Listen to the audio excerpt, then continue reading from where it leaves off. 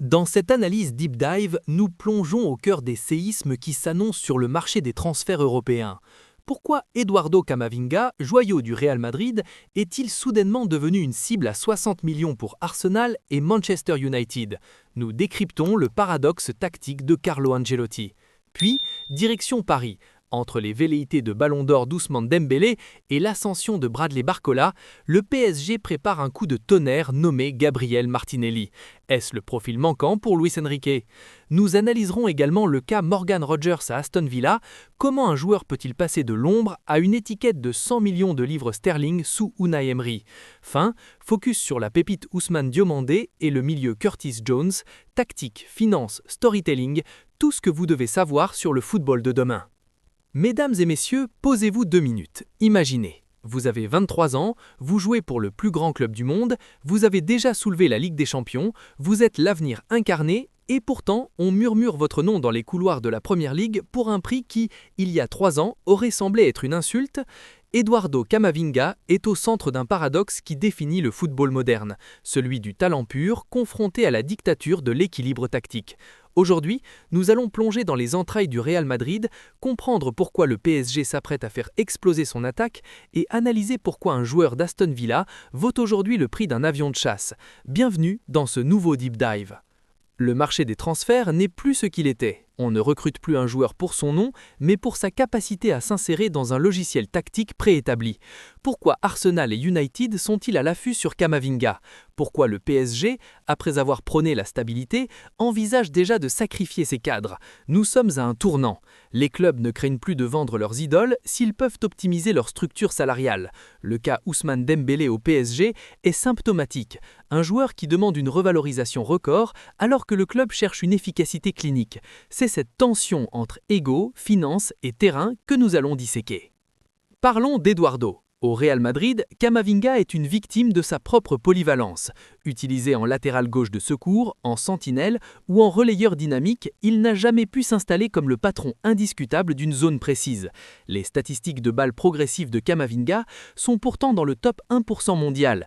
Mais avec l'émergence de nouveaux profils et la gestion de fin de cycle d'Ancelotti, le Real pourrait voir en lui une valeur marchande sacrifiable pour équilibrer les comptes après les investissements massifs. Pour Mikel Arteta à Arsenal, Camavinga serait le chaînon manquant, un joueur capable de casser les lignes par la conduite de balle dans un système de possession. À Manchester United, sous la pression d'un renouveau permanent, il apporterait cette énergie qui manque cruellement à un entrejeu souvent statique. Mais 60 millions, c'est le prix d'un joueur dont on doute, pas d'une certitude. Est-ce que le Real nous cache quelque chose sur son état physique ou sa régularité mentale? Passons au dossier le plus brûlant de la capitale. Ousmane Dembélé veut être payé comme un ballon d'or, c'est son droit, mais le PSG de 2026 n'est plus celui de 2018. Luis Enrique veut des soldats, des joueurs qui respectent la largeur du terrain sans perdre 15 ballons par match. L'intérêt pour Gabriel Martinelli n'est pas un hasard. Le Brésilien d'Arsenal possède une discipline défensive que Dembélé n'aura jamais. Martinelli, c'est la verticalité pure, 50 millions de livres pour un joueur de sa trempe, c'est l'opportunité de la décennie. Si Morgan Barcola est poussé vers la sortie, ou s'il décide de partir, Martinelli devient la pierre angulaire d'un trio offensif qui doit être plus tueur. On parle ici de expected goals transformés, là où Dembélé brille par la création, Martinelli brille par la conclusion. Le PSG veut passer d'un cirque de stars à une machine de guerre. Comment Morgan Rogers est-il passé de joueur de Championship à cible prioritaire du Bayern Munich à 100 millions d'euros? C'est la magie d'Unai Emery. Rogers est l'archétype du milieu offensif moderne, puissant, technique, capable de jouer entre les lignes et surtout doté d'une intelligence de pressing hors norme. Le Bayern voit en lui le successeur spirituel d'un Thomas Müller ou d'un Jamal Musiala dans un rôle hybride. Mais la Première Ligue gonfle les prix. 100 millions, c'est une barrière psychologique. Est-ce qu'un joueur avec une seule saison pleine au plus haut niveau peut justifier un tel investissement? On observe ici le syndrome Grealish. Villa sait qu'ils ont une pépite et ils ne lâcheront rien, car en Angleterre, l'argent n'est pas un problème, c'est une arme de dissuasion. Pendant que les yeux sont rivés sur les attaquants, Milan prépare son coup en défense avec Ousmane Diomandé, 21 ans, une maturité qui effraie les attaquants de la Liga Portugal et une qualité de relance qui ferait rougir certains milieux. Pour l'AC Milan, c'est le profil pour redevenir souverain en Italie.